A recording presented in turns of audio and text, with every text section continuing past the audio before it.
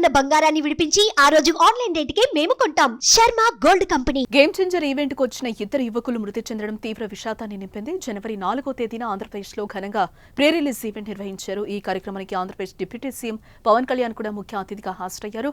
దాదాపు 1,00,000 మందికి పైగా అభిమానులు ఈ కార్యక్రమానికి హాజరయ్యారు.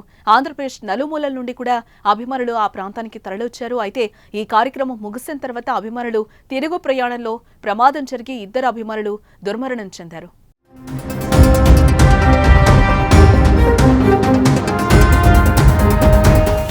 కాకినాడ జిల్లా గైగోలుపాడుకు చెందిన శ్రీ ఆరవ మణికంఠ, శ్రీ తోకడ చరణ్ శనివారం రాత్రి బైక్పై వెళ్తుండగా వేగంగా వస్తున్న వాహనం ఢీకొట్టడంతో ప్రమాదం చోటు చేసుకుంది. ఏడీపీ రోడ్డుపై ఈ ప్రమాదంలో యువకులు మృతి చెందడంపై పవన్ కళ్యాణ్ తీవ్ర దిగ్భ్రాంతిని వ్యక్తం చేశారు. జనసేన పార్టీ తరపున మృతుల కుటుంబాలకు 5 లక్షల చొప్పున ఆర్థిక సాయం ప్రకటించారు. జనసేన పార్టీ తరపున మృతుల కుటుంబాలకు 5 లక్షల చొప్పున ఆర్థిక సాయం అందించడంతో పాటు ప్రభుత్వం నుంచి తగిన సహాయం అందించే ఏర్పాట్లు చేయాలని నా కార్యాలయ అధికారులకు ఆదేశించినట్టుగా తెలిపారు. ఏడీబీ రోడ్డు ఛిద్రమైపోయిందని, గత ప్రభుత్వం ఈ రోడ్డును విస్తరణ, పునర్నిర్మాణం గురించి పట్టించుకోలేదని విమర్శలు చేశారు.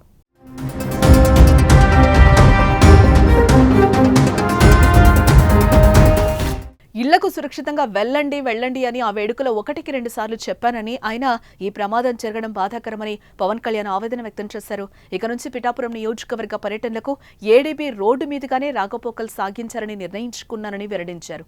ఈ ఘటనపై సినీ నిర్మాత దిల్ రాజు కూడా స్పందించారు. మృతుల కుటుంబాలకు చెరో 5 లక్షల ఆర్థిక సాయాన్ని అందిస్తున్నట్టు తెలిపారు.